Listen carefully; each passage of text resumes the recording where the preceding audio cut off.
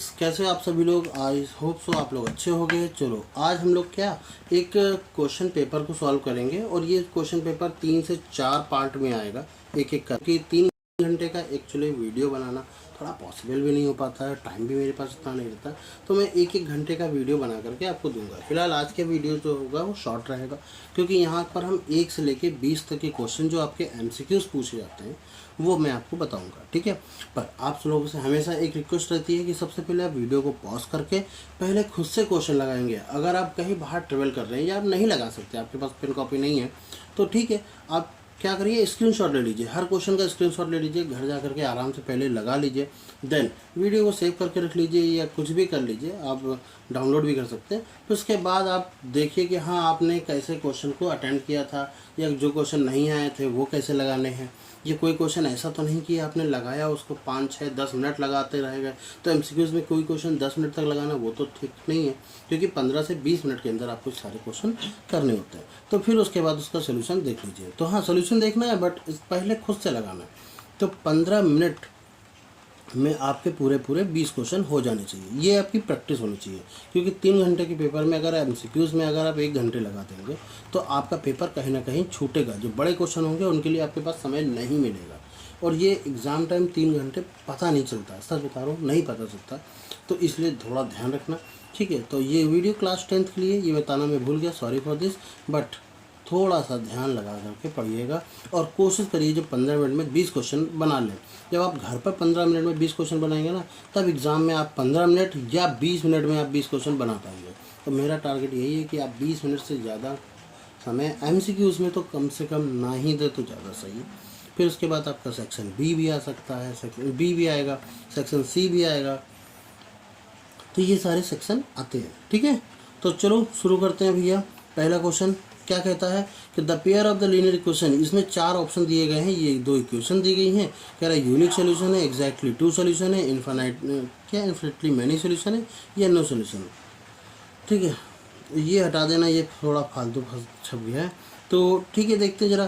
तो देखो यहाँ पर लिखा हुआ है -3, जरा आप x में -3 से मल्टीपल करेंगे तो -3x आ जाएगा। -3 का इससे करेंगे, -3 2 जा 6y आ जाएगा। -3 से करेंगे तो -30 = 0। आप ये देख सकते हो कि अगर ये अगर A1 है तो ये A2 है, तो A1/A2 ये दोनों इक्वल है। और ये B1 है 6, ये भी B2 है, ये भी इक्वल है। तो A1/A2 का रेशियो B1/B2 के रेशियो के इक्वल आ गया है, बराबर। तो जब भी कभी बराबर आता है इस रिलेशन में, आप कभी भी कोई भी सॉल्यूशन नहीं निकाल सकते। तो इसका सही जवाब होगा नो सॉल्यूशन, ठीक है। हाँ, जब ये डज नॉट इक्वल टू आता तब क्या होते हैं, एग्जैक्टली 2 सॉल्यूशन निकलते हैं, ठीक है। ये यूनिक सॉल्यूशन निकलते हैं, ठीक।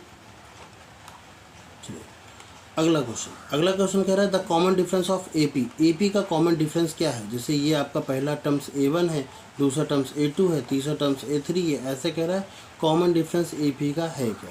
तो अगर 3 चीज़ें यानी 3 नंबर जैसे A B C आपके अगर AP में होते हैं तो 2B = A + C ये सिखाया जाता है, पता है ना आपको।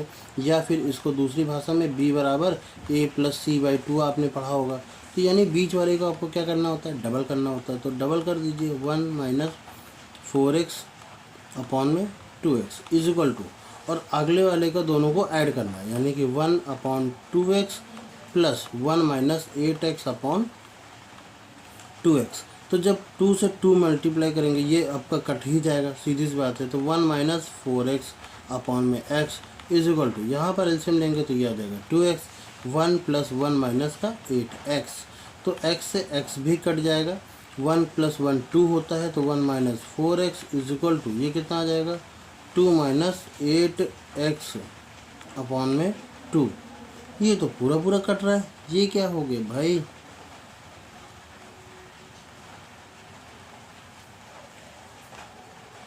इनके बीच में कॉमन डिफरेंस कैसे आ पाएगा, x की वैल्यू तो आ ही नहीं रही है।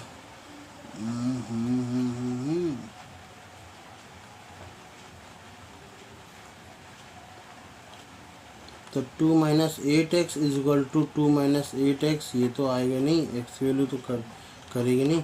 चलो देखते हैं दूसरा का सलूशन क्या। क्या ही हो सकता है।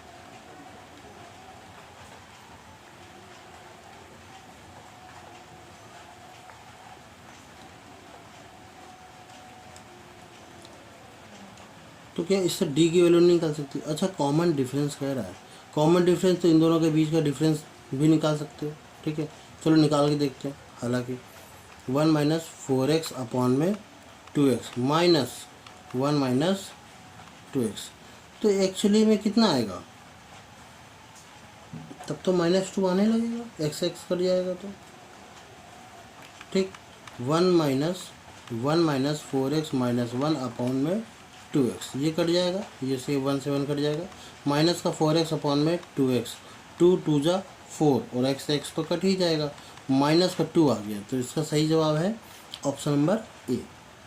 ठीक है, वैसे मत करना, वैसे करोगे तो गड़बड़ हो जाएगी, उससे ना बराबर नहीं आएगा। जैसे वहाँ पर हम लोग पहुँच गए 1 minus 8x equal to 2 minus 8x equal to 2 minus 8x, तो ये इक्वल होगी जो है। यहाँ पर कोई वैल्यू निकालना नहीं है, हमको ये दिखाना है कि कॉमन डिफरेंस कितना आएगा।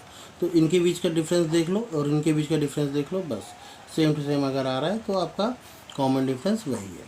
चलिए क्वेश्चन नंबर 3 देखते हैं। कह रहा है कि 2 डाइस आर थ्रोन टुगेदर, एक दो पासों को फेंका जाता है। The probability that show the different number is, तो प्रोबेबिलिटी क्या हो सकती है कि डिफरेंट नंबर शो करें। 1/6, 5/6 और क्या बोलते हैं 1/3 होना चाहिए। यहाँ पर ऑप्शन गलत हो गया थोड़ा सा, इधर ना 1/3 होना चाहिए था, 2 तो हो ही नहीं सकता, और फिर 2/3।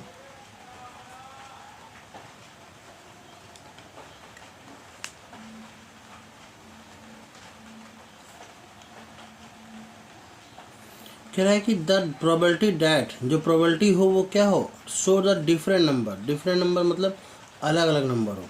जैसे 1 के साथ 2, फिर 1 के साथ 3। एक काम करते हैं, ऐसे नहीं करो, ठीक है, हम एक तरीका बताते हैं। जब भी कभी दो पासे फेंके जाते हैं तो हमेशा ऐसे बनते हैं 1 1, यानी दो पासे फेंके गए तो पहले वाले में 1 आया हो, दूसरे वाले में 1 आया, या पहले वाले में 1 आया दूसरे वाले में 2 आया हो, या पहले वाले में 1 आया तीसरे वाले में 2 आया हो, दूसरे वाले में पहले में 1 दूसरे में 4, पहले में 1 दूसरे में 5। ठीक है, 1 और 6, यही तो आ सकते हैं।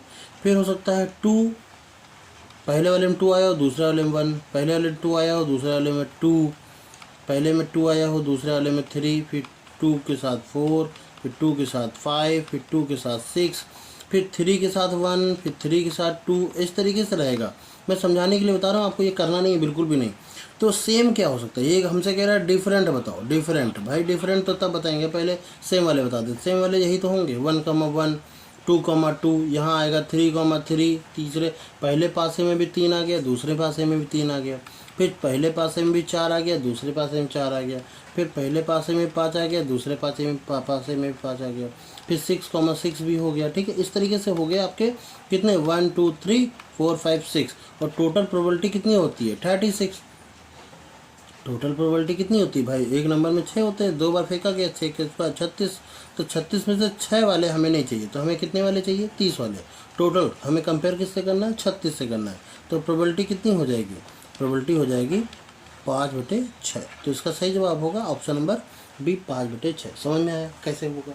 ठीक है, हम पहले क्या निकालेंगे, पहले वो निकाल लेंगे कि भाई जो डिफरेंट नहीं है सेम है वो कितना है, तो वो निकालना ज़्यादा आसान है। डिफरेंट निकालेंगे बहुत लिखना पड़ेगा और फिर उसके बाद सबको चेक करना पड़ेगा, तो ऐसा नहीं। एग्जामिनर भी चाहता है कि आप ऐसा ना करें, स्मार्ट तरीका लगाएं।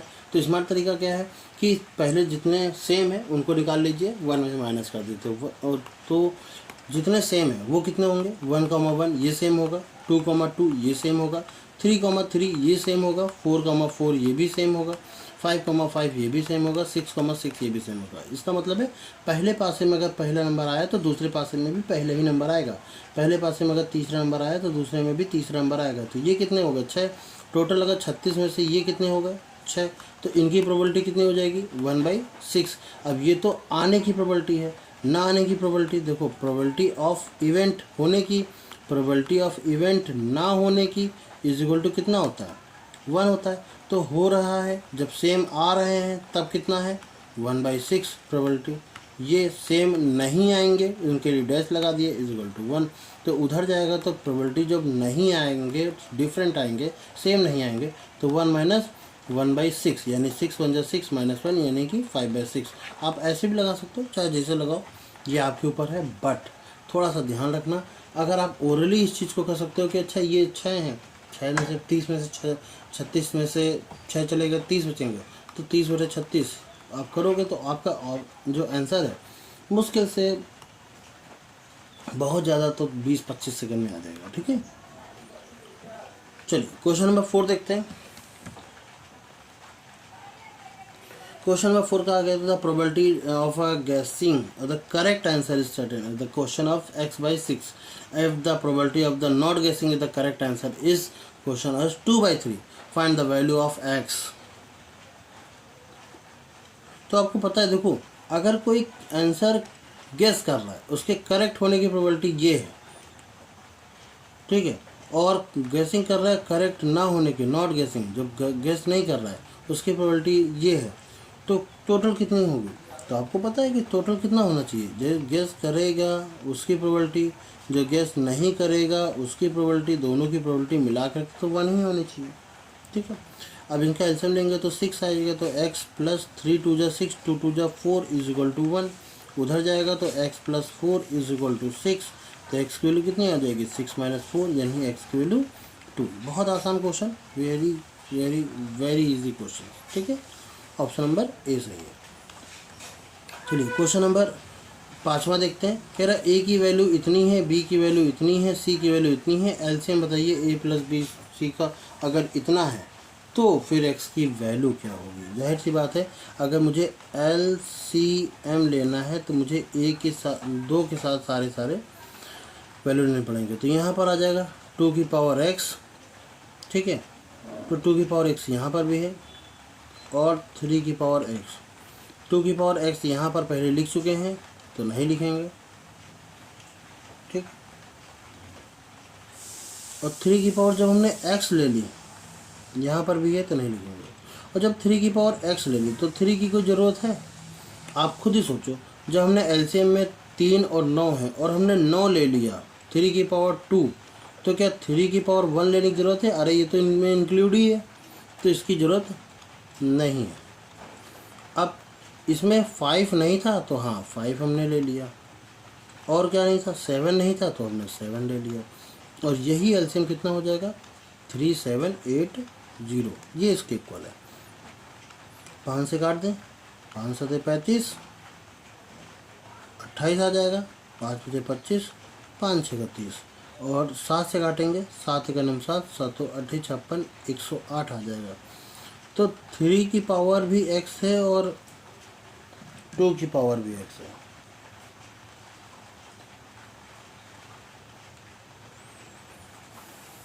एक 108 कैसे आएगा, ये तो 108 तो 7 से काटने के बाद 7 7 7 7 8 56, 108 कुछ और तो नहीं दिया गया था।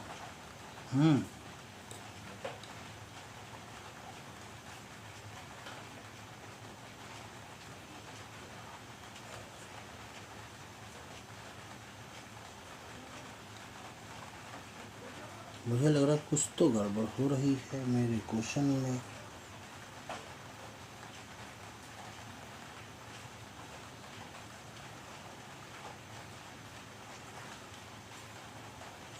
जी हाँ, ओके,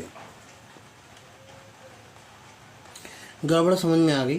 ठीक है, यहाँ से तो नहीं वैल्यू निकलेगी, क्वेश्चन में गड़बड़ है। ठीक, क्वेश्चन में क्या गड़बड़ है थोड़ा सा करेक्ट करिएगा।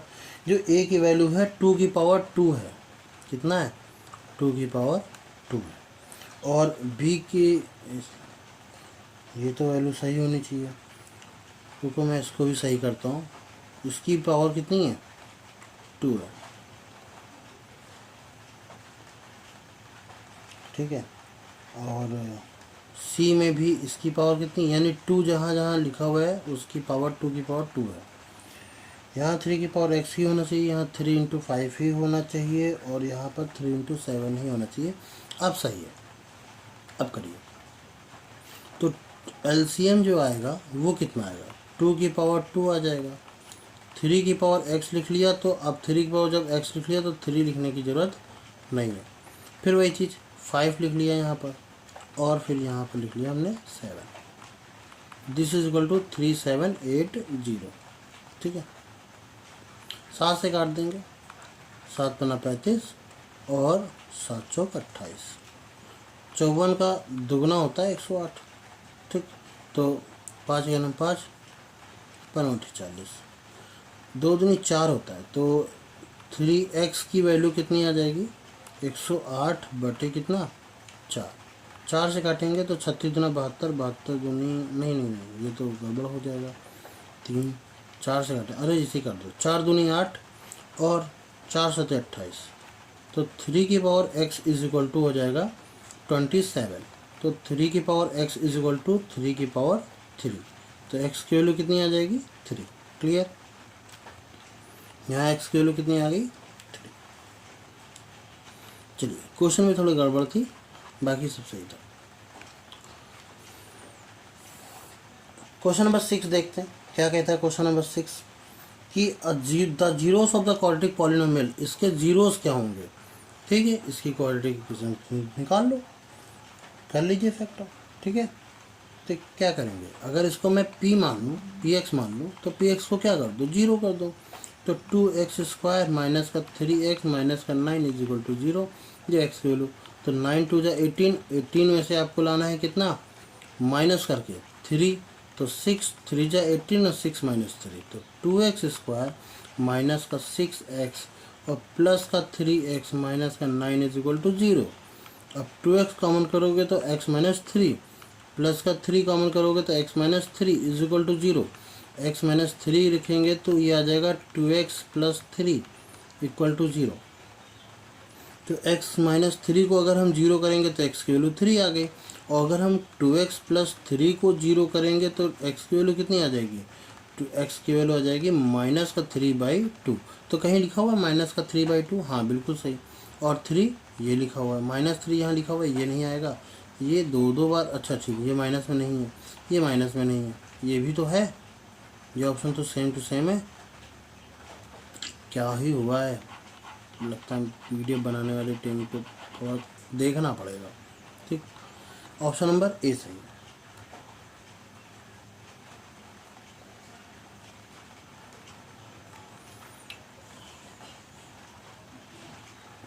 एक्चुअली ना एआई इतना भी अभी इंटेलिजेंट नहीं हुआ है जो पूरे क्वेश्चंस को बेहतरीन तरीके से हैंडल कर सके, और ये सारे क्वेश्चन ऑप्शन देख करके एआई से ही बनाए गए।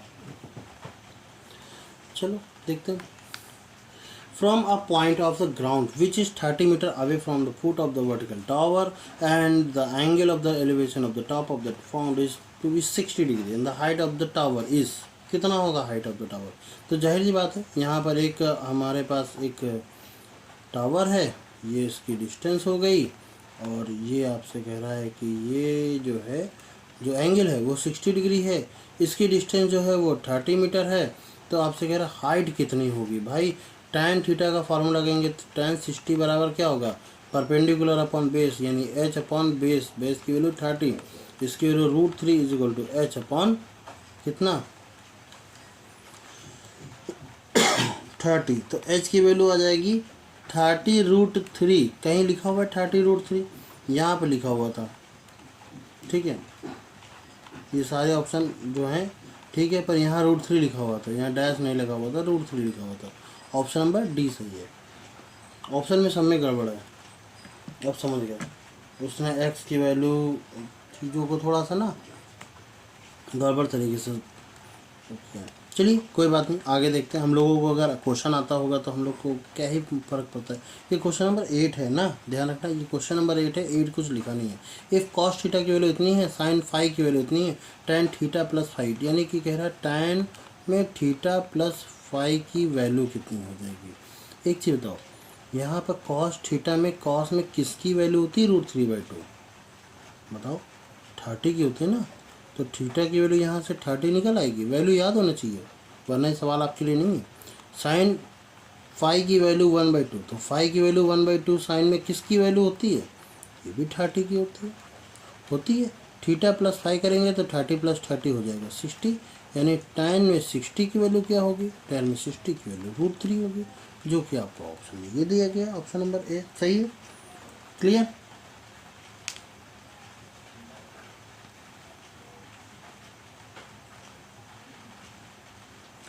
चलिए अगला क्वेश्चन करते हैं फटाफट। तो अगला क्वेश्चन नंबर 9 है। प्रश्न नंबर 9 आपके लिखा हुआ है कि maximum number of the common tangent can be the two circle intersect at a two district point. कह रहे हैं कि मैक्सिमम नंबर बताइए कितनी कर सकती है। अगर दो सर्किल हैं तो दो सर्किल अगर हम बना लें ऐसे करके ना, तो कितनी एक तो ये टेंजेंट खींच सकती है, मान लीजिए छूता हुआ जा रहा ना इसको, और एक ये, दो ही तो जा सकती हैं, और कोई जा सकती है क्या? तो ऑप्शन नंबर सी सही है। क्लियर। दो ही टेंजेंट जा सकती हैं, बाकी कोई भी टेंजेंट नहीं जा सकती हैं, कॉमन टेंजेंट की बात। प्रश्न संख्या 10 कहाँ गई भाई? 11वां नंबर आ गया, 10 कहाँ गया?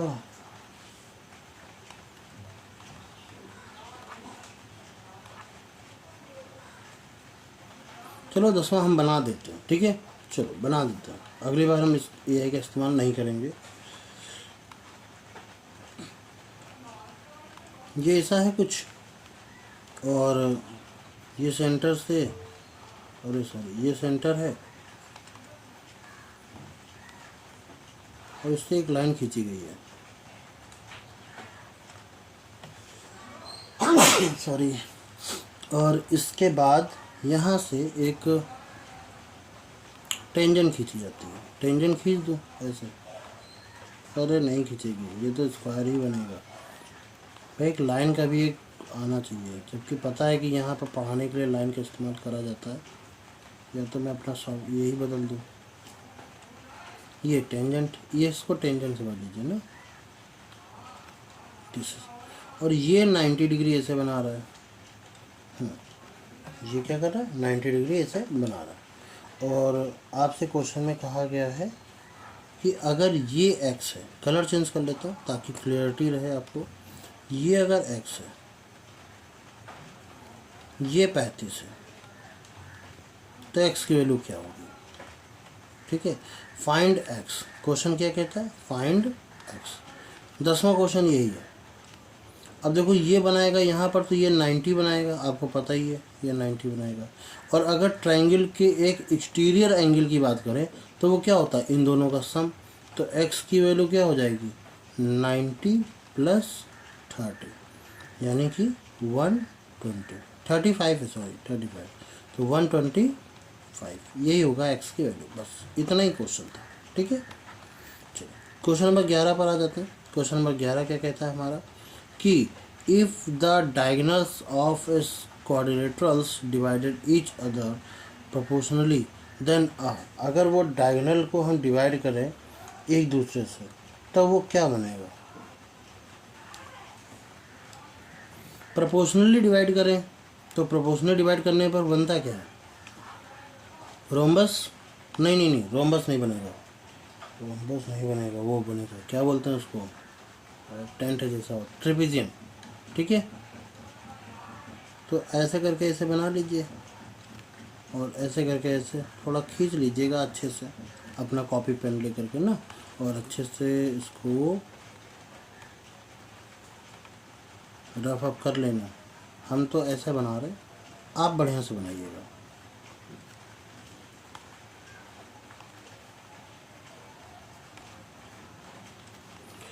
तो इसके डायगोनल्स ना, ये डायगोनल्स चलते हैं इसके, और इनके डायगोनल्स हमेशा एक फिक्स प्रोपोर्शनल में रहता है, फिक्स प्रोपोर्शनल में। तो हमेशा क्या बनाएगा? एक ट्रेपेजियम बनाएगा।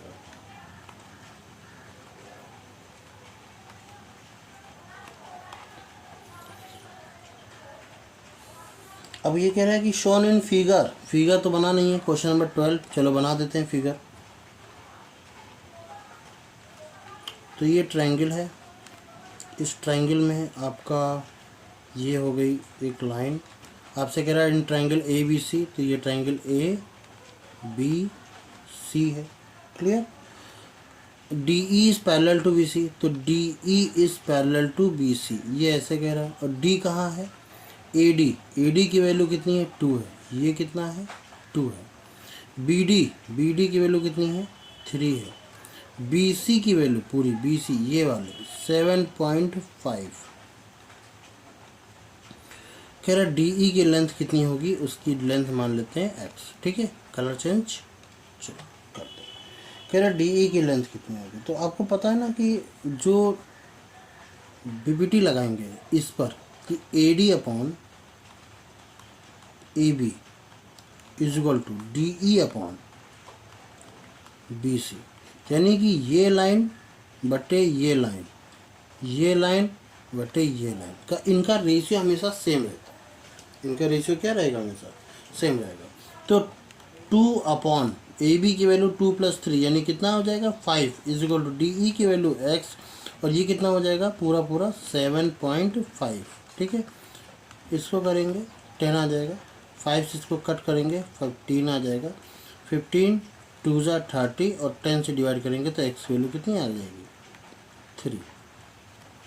आई होप सो क्लियर होगा। कोई दिक्कत वाली बात होनी तो नहीं चाहिए, अभी तो फिलहाल नहीं होनी चाहिए ना। चलिए अगला करें। Question number 13। एचसीएफ आपको दे रखा है इतने इतने का 40 है, और एलसीएम आपको दे रखा है इतने इतने का k है। Find the value of this. तो आपको पता है नंबर कितने हैं? 2520 और इंटू 6600। मैंने क्यों लिखा? क्योंकि हमें पता है कि दो नंबर्स का मल्टीपल हमेशा एलसीएम और एचसीएफ का मल्टीपल्स के इक्वल होता है। इज इक्वल टू एलसीएम कितना है? 40, एचसीएफ कितना है? 252 और एक्स ये के सॉरी जो भी था के था। तो 252 से तो ये पूरा 10 बार में चला जाएगा, और अगर ये देखा जाए तो 0 से ये 0 भी चला जाएगा। 4 से काटेंगे, 4 से कितनी बार में जाएगा? 15 चौको 60। ठीक, ऑप्शन है नहीं, 15 चौको 60 ऐसे नहीं काटो, 4 से फिर तो गड़बड़ हो जाएगा। ठीक, छोड़ दो। 6600 अपॉन में 4 इज इक्वल टू के। अब 4 से काट दो, 4 कलम 4, यहाँ कितना आ जाएगा? 16, 4 चौक 16, 16 क्यों आएगा? अबे यार क्या ही कर रहा हूँ मैं। 6 कलम 4 आ लग रहा है, मेरा दिमाग खराब हो गया ना। 26 हो जाएगा,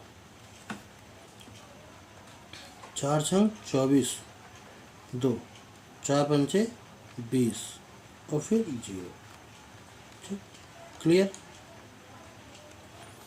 चलो ट्रिक से करता ज़्यादा सही था। 6600 अपॉन में 4, यही के की वैल्यू निकालनी है। तो ये आ जाएगा 6 × 1100 अपॉन में 4, या इसको ये ऐसे कर देते 60, तो आ जाता 15 चौको 60, 15 का 11 से करते 1650, क्योंकि 11 का मल्टीपल क्या होता है? 15 × 11 ऐसे करके ये 5 लिखेंगे, इन दोनों का सम करेंगे 6 आ जाएगा, और यहाँ करेंगे ये, यही तो तरीका होता है। ठीक है, अगला क्वेश्चन में कह रहा है कि a pair of irrational number whose the product is a rational number. कह रहा है कि इरेशनल नंबर है पर उनका प्रोडक्ट रेशनल नंबर है। आप देख लो जरा सा, ये तो इरेशनल नंबर है ही नहीं। 16 कहाँ होता है? तो ये तो ऑप्शन में ही बाहर हो गया खेल से। ठीक,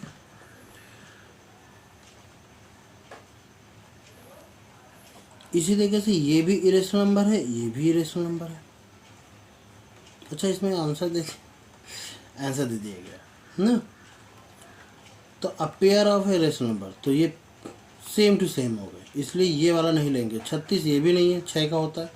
ये देखो √3 क्या है? इरेशनल नंबर है, और 27 यानी कि इसकी वैल्यू निकालेंगे तो 3√3 ये भी इरेशनल नंबर है। मल्टीपल करेंगे तो ये आपका 9 आ जाएगा, जो कि एक रेशनल नंबर है। तो ऑप्शन नंबर सी सही है, एकदम सही है, ऑप्शन नंबर सी सही है।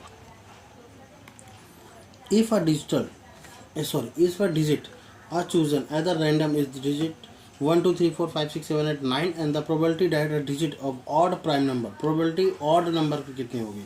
तो नंबर हैं कितने? 1 2 3 4 5 6 7 8 9। जाहिर सी बात है गिनने की जरूरत नहीं थी, तो 9 आ गए। अब इसमें हमें ऑड निकालना है। ऑड कौन कौन से हैं? पहला नंबर ये ऑड है, फिर ये ऑड है, ये ऑड है, ये ऑड है, ये भी ऑड है। 5 नंबर ऑड है, तो 9 में से 5 नंबर ऑड है। ऑप्शन नंबर डी सही है। ठीक है, इवन निकालना होता तो वही इसमें 4 हो जाते हैं। 60 number, the mean of a 5 observation. Mean देखना है, कह रहा है कि 5 ऑब्जर्वेशन हैं इस 15। ठीक है, then the mean of the first 3 observation is 14 and the last 3 observation is 17। एक चीज़ बताना, मान लेते हैं हम यहाँ पर जैसे A1, A2, A3, A4, A5 इनका ऑब्जर्वेशन कितना है टोटल? 15, इनका 15। तो अगर x5 टोटल ऑब्जर्वेशन लिए गए हैं तो उनका वैल्यू 15 आ गई। x5/5 is equal to 15। Mean कैसे निकालते हैं? Total value of number of terms is equal, ठीक, यही था मीन का फॉर्मूला। तो 15 × 5 = 75, यानी इन सब का तो A1 + A2 + A3 + A4 + A5 इनकी वैल्यू का सम कितना आ गया? 15 × 5 = 75, 75। ये कह रहा पहले 3 का अगर निकाला जाए, यानी A3 का निकाला जाए, A1 + A2 + A3 इसकी वैल्यू निकाली जाए तो इसका ऑब्जर्वेशन कितना आता है? 14 आता है। ये 3 नंबर है तो इसमें 3 का मल्टीपल, 14 का 28, 14 × 3 = 42, 42। ठीक है, और फिर लास्ट में 3 का निकाला जाता है, यानी कि A3 + A4 + A5 तब कितना आता है? तब कह रहा 17 आता है, तो 17 हो गया। 17 फिर 3 ऑब्जर्वेशन है तो 17 आता है, 51 हो गया।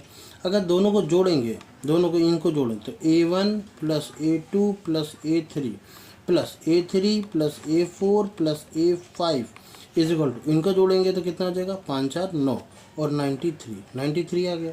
यहाँ देखो A1 A2 A3 फिर A4 A5, यहाँ A3 2 बार आया है और यही हमसे कह रहा है थर्ड ऑब्जर्वेशन क्या है। ठीक, तो इस पूरे की वैल्यू कितनी है? इस पूरे की वैल्यू तो हमको 75 पता है ना, तो ये 75 उधर A3 निकालेंगे तो 93 से 75 माइनस चला जाएगा। 8 × 5 = 13 होता है, 8 आ जाएगा और 18, 8 में से 7 जाएगा तो 1 बचेगा, यानी 18 आ जाएगा। ठीक है, आपको यही करना था, मैंने समझाने के लिए बताया, बट अगर आपको जैसे समझ गया तो आपको कहना है कि ये क्या, अच्छा इसका कितना है? 15, 5 का 15 है तो 15 × 5 = 75 हो जाएगा। 3 का 14 है तो 14 है, 14 × 42 और 3 आखिरी के 3 का 7 है, 17 है, सॉरी 17 × 51 मिला करके टोटल 6 का कितना हो गया? 3 9। पर हमारे पास तो 5 ही ऑब्जर्वेशन है, यानी कोई ऑब्जर्वेशन हमने 2 बार काउंट किया है, वो कौन सा हो सकता है? वो तीसरा ही हो सकता है, 3। ठीक, कहाँ गया थर्ड वाला? ये वाला। ठीक, तो हम क्या करेंगे? माइनस कर देंगे टोटल 5 वाला से, जो बीच का बचेगा, जो 2 बार काउंट हुआ उसकी वैल्यू निकल के आ जाएगी और वो है 18। ऐसे करना है आपको, ये करने का तरीका है ऑप्शनल और वो समझने का तरीका था। The perimeter sector of the circle whose centre is 90 degree. Radius कह रहा 7 सेंटीमीटर है, तो बताइए उसका पेरीमीटर कितना होगा? तो पेरीमीटर का फॉर्मूला क्या होता है? 90/360 2πr। तो 1/4, 2 × पाई की वैल्यू 22/7, आर की वैल्यू 7, 7 7 कट जाएगा। 4 से कट करेंगे तो 2 2 × 4 और 2 से इसको कट करेंगे तो 11। जाहिर सी बात है कोई दिक्कत तो नहीं होनी चाहिए, इसमें 11 आ गया। ठीक है, बट क्या हमारा आंसर यही सही है? बताना, एक बार वीडियो को पॉज करके बताना क्या ये आंसर हमारा सही है? नहीं। अब हमको बताते हैं कि क्यों नहीं सही है ये आंसर। ठीक है, देखो जब भी हम कभी सर्किल ऐसे बनाते हैं, जब भी सर्किल बनाते हैं तो इसके 90 डिग्री का मतलब हो गया हम इसके 4 हिस्से कर दें ना, 90 90 के ये 4 हिस्से। अब बहुत ध्यान समझना, क्योंकि एक बार समझ जाओगे तो चीज़ें को आसानी हो जाएगी थोड़ा सा पढ़ने में।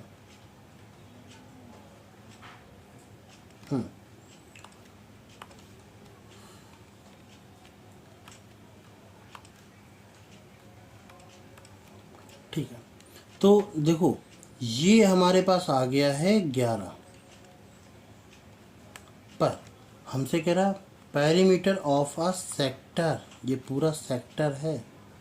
ठीक है, ये पूरा सेक्टर है। तो क्या इसकी 7 सेंटीमीटर की रेडियस नहीं आएगी? इसकी 7 सेंटीमीटर की रेडियस नहीं आएगी। अगर मुझे पेरीमीटर निकालना होता है तो पेरीमीटर का फॉर्मूला क्या होता है? Total side of some. तो ये साइड और ये साइड तीनों ऐड होंगी, यानी 11 के बाद एक बार 7 और एक बार 7 भी ऐड होना चाहिए पेरीमीटर का फॉर्मूले में। तो ये पेरीमीटर क्या है? ये कर्व्ड पेरीमीटर है। किसका है? कर्व्ड। अगर यहाँ पर कर्व पेरीमीटर की बात करें तो 11 हमारा सही आंसर होता है, पर अभी मेरा 11 आंसर नहीं सही है। क्यों? क्योंकि अगर मैं बात करूँ सेक्टर, पूरे सेक्टर की निकालने की, तो 7 और 7 भी ऐड होगा। तो 7 7 कितना हो जाएगा? 14, और 14 में से 11 ऐड करेंगे तो कितना हो जाएगा? 25। दिस इज, तो हमारा ऑप्शन नंबर डी सही। क्लियर हुआ? ठीक, डी सही है तो ठीक है, पर डी सही क्यों है ये भी पता होना बहुत ज़रूरी है। चलिए, अब इसका फिगर नहीं बनाऊंगा तो मैं फिगर बना देता हूँ जल्दी से फटाफट। तो एक सर्किल है इतना छोटा सा, और उसके बाद आपसे कह रहा है कि एक टेंजेंट खींच लेते हैं। पहले कॉर्ड खींच लेते हैं। ये कॉर्ड हो गई, ये इसका सेंटर हो गया, और ये इसकी टेंजेंट हो गई। टेंजेंट, अरे समझ जाना, मैं इस पर बोर्ड पर खींचता नहीं है, ठीक है, सही से। ये आपका रेडियस हो गए, दोनों मिला लेते हैं। ये आपका ओ हो गया, एम एन, ये एम है, ये एन है, ठीक। ये एंगल आपको दे रखा है 70 डिग्री, बहुत ध्यान से समझ रहा है, ये 70 डिग्री दे रखा है। तो आपसे पूछा क्या गया है? एम ओ एन, ये वैल्यू क्या होगी?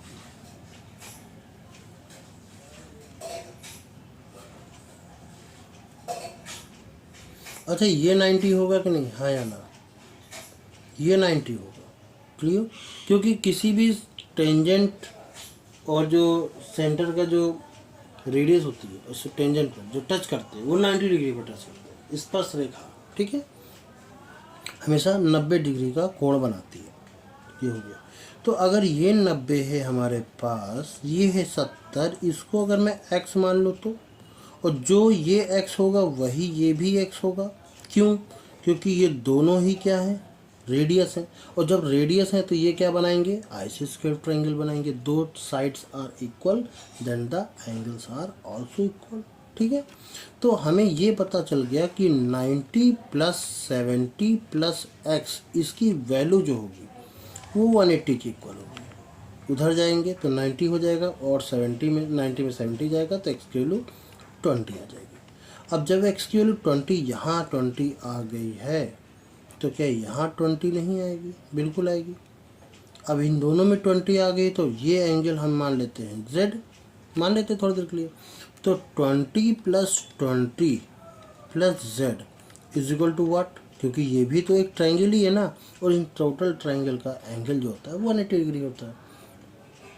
तो ये कितना हो जाएगा? ये हो जाएगा 40। उधर जाएगा तो z की वैल्यू 180 में से 40 माइनस हो जाएगा, तो z की वैल्यू आ जाएगा 140। क्लियर?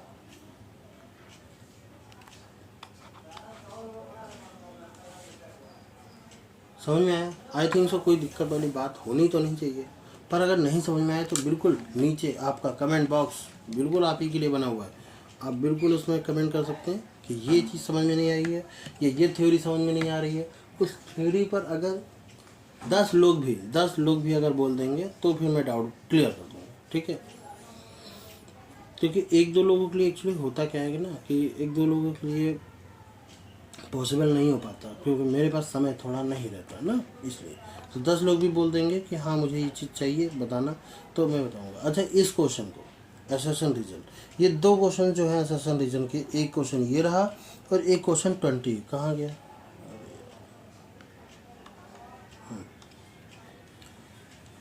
ओके,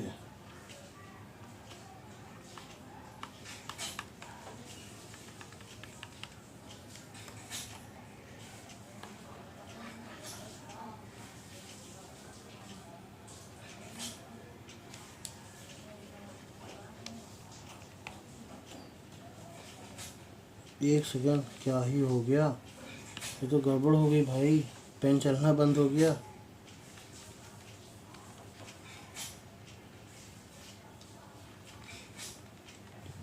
तो ये क्वेश्चन और ये क्वेश्चन, दो क्वेश्चन को आपको खुद से करना है, ठीक है। चलिए मिलते हैं नेक्स्ट वीडियो में, तब तक के लिए जय हिंद।